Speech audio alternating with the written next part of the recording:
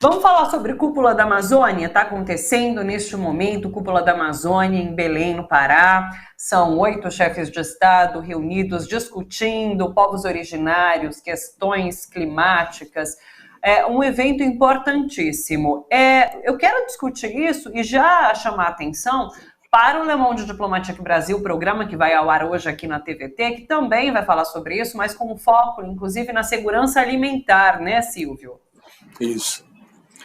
Então vamos falar primeiro da Cúpula da Amazônia, depois a gente fala do programa.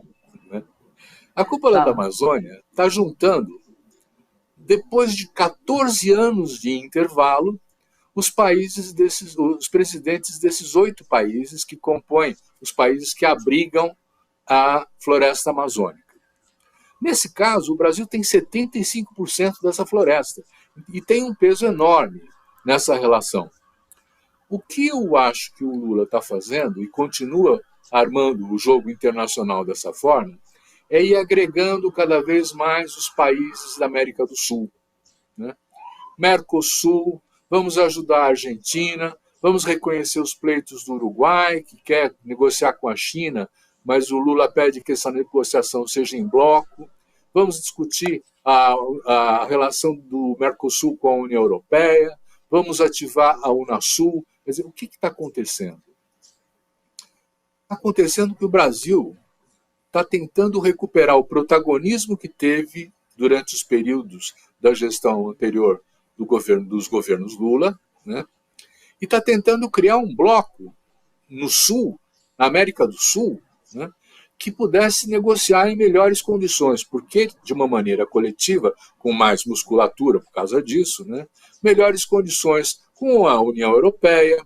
Veja só que aquele anexo que os europeus colocaram no acordo Mercosul-União Europeia, né, era tão impositivo que o Lula falou assim, nós não temos aliados, nós temos pessoas que estão nos pressionando, nos chantageando. Isso tenta mudar a regra do jogo. Né? Então, o que eu vejo, e também acho que isso é importante, né, é que há uma janela de oportunidade. Os Estados Unidos estão muito ocupados com a guerra, com os seus conflitos no Oriente, com o domínio dos mares lá, e é uma possibilidade de fazer uma repactuação de uma nova condição desse bloco da América do Sul com os Estados Unidos e com os demais setores agrupados do mundo. Né? Então, é uma estratégia importante, é a única alternativa a negociação em bloco para tentar um modelo de desenvolvimento neoindustrializante que está sendo discutido pelo BNDES, que está sendo discutido por esse governo, né? E ele está fazendo tudo de acordo com o que precisa. Quer dizer, de fato, nós não vamos ter um resultado muito efetivo na Cúpula da Amazônia, porque há controvérsias, mas se houver um acordo de reduzir o desmatamento de uma maneira significativa, nós vamos ter aportes do Banco Interamericano de Desenvolvimento, do Fundo Amazônia, de países que estão preocupados também com a preservação do meio ambiente, e vamos poder, inclusive, ajudar a financiar os países da Amazônia que não têm recursos para controlar a mineração, o desmatamento. Então, é um jogo conjunto que tem que ter um recurso comum disponível, isso vai existir, né? E que vai começar a implementar esse controle de uma maneira mais efetiva. O que nós temos como desafio é o tempo. Não pode demorar, porque nós já estamos vendo o absurdo das mudanças climáticas que estão ocorrendo. Né? Então, a cúpula é super importante. O papel da sociedade civil nas suas reuniões em paralelo, inclusive das organizações indígenas que estão lá presentes com muita ênfase, né? Nos mostra que é preciso também que a sociedade civil venha a influir na decisão desses governantes, né? E que nós não estamos assim discutindo apenas questões formais de Estado para Estado. Nós estamos discutindo a vida que nós vamos viver nesse continente, se ela vai chegar a 50 graus em certos momentos ou não, né? Se nós vamos ter água para atender as necessidades vitais da população, se nós vamos ter condições de plantio e de geração de mantimentos para todos, é uma questão muito importante. Quer dizer, nós não podemos desvalorizar isso. Então, A Cúpula da Amazônia, para mim, é um momento super importante na definição de uma nova estratégia de desenvolvimento, que preserve o meio ambiente, mas que não transforme aquilo numa reserva intocada. Você pode extrair daí a castanha do Pará, você tem o açaí, você tem um monte de coisas que podem ser comercializadas, são riquezas naturais que estão ali, né? Mas que têm que ser preservadas, exploradas de uma maneira a não destruir, a construir. É um salto civilizacional tão grande a gente estar discutindo isso, não é, Silvio? Ontem a gente deu aqui a notícia sobre o censo, né, do IBGE, que trouxe informações sobre a população indígena. Essas informações foram trazidas pela ministra dos Povos Indígenas, que é uma indígena, a Sônia Guajajara. Hoje eu estava acompanhando aqui as imagens da cúpula da Amazônia e a gente vê ali falando. Deve ser um representante do MST, porque está com o boné, né, tão simbólico do movimento dos trabalhadores sem terra. Então, assim, a gente está aqui tendo oportunidade de discutir tudo isso, é um salto tão gigante em relação a tudo que a gente comentou e conversou nesses últimos 4 anos. Puxa vida. Mas eu quero te ouvir sobre segurança alimentar. Diga. Deixa eu colocar uma coisinha. Veja só, a importância de delimitar os territórios indígenas. Nos anos 1970, 80, né, que é quando começa a ter os territórios reconhecidos, demarcados, a população indígena foi identificada pela FUNAI como sendo algo como 70 mil pessoas. Só isso. Estima-se que eram 8 milhões quando os portugueses chegaram em 1500. Né? E só foi a possibilidade de ter as reservas garantidas e efetivas que permitiram que essa população fosse crescendo. Hoje é 1.800.000 e qualquer coisa. Quer dizer, está se recuperando. Mas não dava para recuperar se não reconhecesse a cultura, a forma de vida, o espaço necessário, a vida as formas de relação com o Estado moderno, enfim, quer dizer, todas essas questões que acabaram propiciando o crescimento dessa população no seu território, preservado da sua maneira de viver. Né? Então, é muito positivo isso. Demais. Mas o programa hoje, Le Monde, discute a Cúpula da Amazônia e com enfoque em segurança alimentar. Conta pra gente. A surpresa para muitos é que a população da Amazônia, que está em torno de uns 28 milhões de pessoas, 85% mora nas cidades, naquele enorme território amazônico. Né?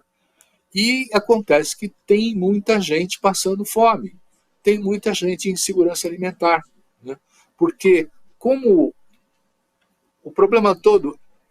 Então, deixa eu aproveitar e dizer assim, eu tive o prazer de convidar o José Graziano para esse papo de hoje à noite. Né? Ele foi o ministro extraordinário de combate à fome do governo Lula, do primeiro governo Lula. Ele foi um dos responsáveis principais pelo programa Fome Zero, né, que tirou o Brasil do mapa da fome, né, e agora ele volta com essa discussão dizendo assim, né, a fome na Amazônia é porque o pessoal não tem dinheiro para comprar o mantimento. Não é que não tem mantimento, né, quer dizer, não tem dinheiro. Então, o que precisa fazer? E ele vai apresentar uma série de argumentos, que são estudos gerados pelo instituto que ele criou agora, o Instituto Fome Zero, né, que vai nos dar a pista de como enfrentar essa questão da fome na Amazônia, que é um absurdo, quer dizer, um lugar tão fértil, tão rico, tão cheio de vida, uma população dos nossos companheiros brasileiros e brasileiras lá, subnutridos, né? Então, a forma de resolver isso é através das políticas públicas, através de uma ação incisiva do Estado, né? E com uma perspectiva muito boa. Então, eu estou animado para essa discussão que vai acontecer hoje à noite. Fantástico. 9h25 da noite, todos convidados aqui para acompanhar o programa Le Monde Diplomatique Brasil pela TVT, TV e pelas redes sociais também. E agora, para fechar, tem edição nova do Le Monde circulando já, né? A gente tem a capa para mostrar? Acho que sim, né? Tem. Cadê? Aê, conta mais pra gente. Aê. Olha só que mundo fabuloso, lindo, cheio de alegrias e cores. O garçom é a figura do Roberto Campos Neto, né? E ele está oferecendo de bandeja ali o Banco Central, né?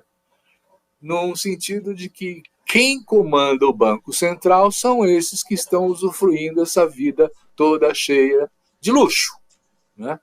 Então, é importante lembrar que o Michel Temer foi o protagonista dessa autonomia do Banco Central, né? Quer dizer, isso está na cartilha neoliberal, né? E é uma ignorância absoluta da pobreza, da exclusão, da grande maioria da população vivendo, não nesse sonho paradisíaco que está representado na capa, mas uma vida dura de sobrevivência, né? Porque as condições ficaram piores depois da pandemia. E agora, então, há uma perspectiva de discussão. Se o Banco Central é independente ou não, deve ser independente ou não, que tipo de política econômica que é importante implementar a partir do Banco Central. Então, tem toda uma discussão por onde vaza o dinheiro, quais são as travas que impedem uma equidade, uma justiça social no uso dos recursos públicos. Nós entramos um pouco na questão da economia, né, e dos mecanismos de decisão que implementam essa estratégia econômica, né? E há, evidentemente, uma discussão que o Banco Central deve ou não ser independente, porque a ideia da independência é marota, né? Porque se ele é independente, ele é controlado pelas forças de mercado. Então, a independência é a independência de uma política pública, de uma política de Estado que pensa em todos, quando a estratégia, a partir do mercado financeiro, né, é maximizar o seu lucro e não dividir com mais ninguém, né? Então tem toda essa discussão aí que vai ser interessante.